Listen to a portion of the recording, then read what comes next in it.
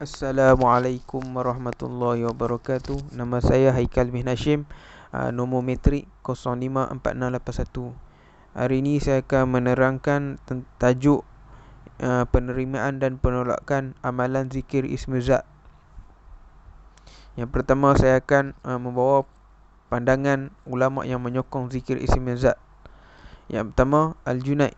Menurut Al-Junaid, pernah membuat satu kenyataan yang menggambarkan satu amalan tersebut sebagai salah satu instrumen bagi mencapai sifat terpuji, dengan berkata, seseorang yang berzikir dengan ismi zat pergi meninggalkan diri serta berhubung dengan Tuhannya, menunaikan hak ketuhanan dan memandangnya dengan hati. Nur syuhud telah melenyapkan segala sifat basyariahnya.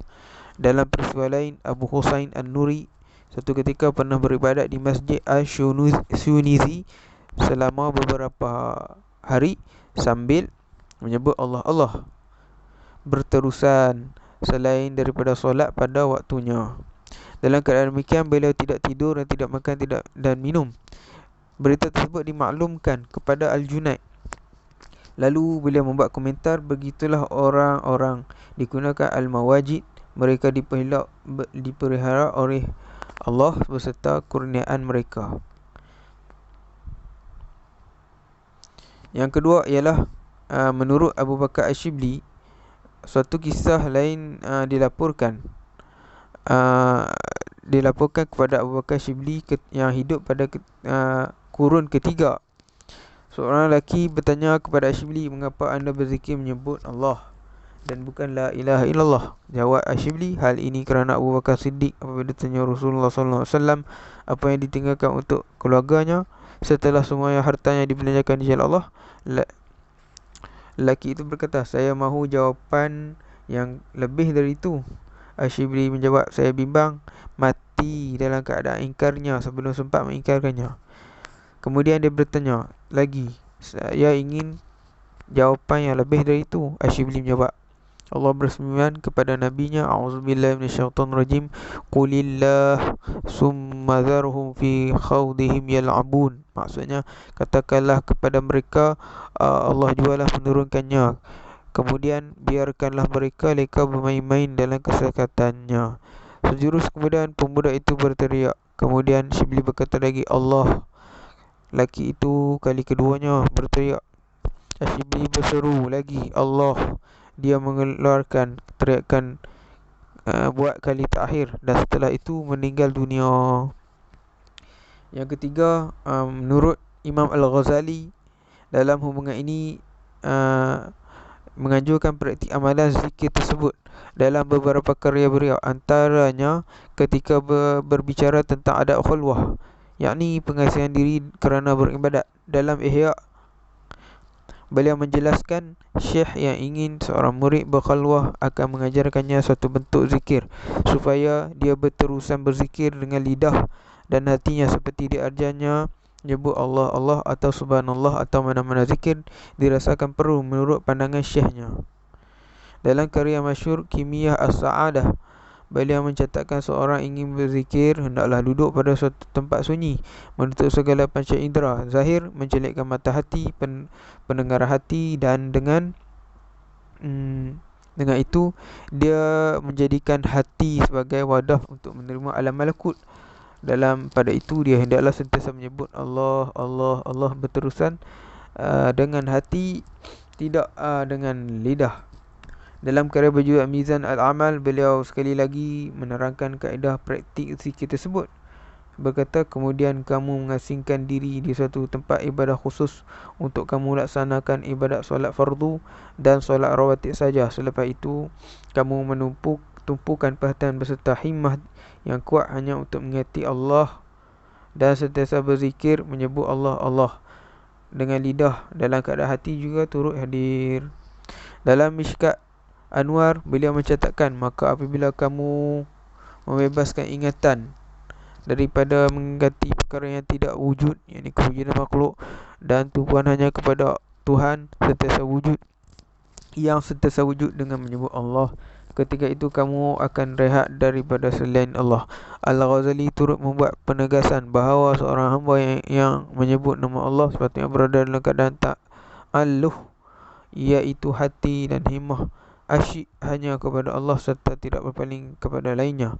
Ibnu Ajibah turut melaporkan Al-Ghazali pernah mengisahkan perjalanan tarikat beliau dengan berkata, pada permulaan perjalanan tarikat saya memperbanyakkan baca wirid, berpuasa dan solat. Allah telah mengetahui ketulusan niat hatiku, maka dia mengutuskan seorang wali daripada walinya, lalu berkata, wahai anak kesayangan, putuskan segala hubungan ingatan hati kecuali kepada Allah saja. Hendaklah kamu bersendirian khalwah dalam keadaan berhimmah tinggi, tersebutlah Allah Allah. Yang seterusnya saya membawa pendapat ulama yang tidak membolehkan zikir ismi zat. Ya, antaranya Ibnu Taimiyah. Menurut Ibnu Taimiyah, beliau memfatwakan zikir ismi zat ini tidak isyaratkan di dalam mana-mana keadaan sekalipun, dan tiada keterangan daripada sumber Al-Quran dan As-Sunnah atau salah seorang daripada ulama salaf ikutan yang menunjukkan amalan tersebut. Jadi di sini kita telah nampak tadi Asyibli yang kurung ketiga, kurung salaf. Makna ini pertentangan. Daripada ulama salaf ikutan menunjukkan amalan tersebut sunat atau harus diamalkan. Apatah lagi untuk mengklasifikasikannya sebagai zikir orang-orang di peringkat khusus. Sebaliknya, sesiapa yang mendakwa demikian, mereka adalah orang-orang sesat. Tambah pula amalan berkenaan menjadi wasilah kepada berbagai bentuk bid'ah kesesatan serta membuka jalan kepada berbagai sifat kecelaan seperti hal ehwal ahli ilhad dan ittihad. Menurut Al-Khatib Asy-Syirbini, beliau menolak amalan zikir ismi zat kerana alasan lafaz Allah adalah mubtada', yakni subjek yang merupakan kepada khabar, predikat berpandukan aspek bahasa. Hujah Al-Quran dan Sunnah. Sebagai tokoh tasawuf cuba membuktikan persyariatan amalan zikir zat berdasarkan ayat Quran seperti a'udzubillahi minasyaitonirrajim ya ayyuhalladzina amanu zkurullaha dzikran katsira.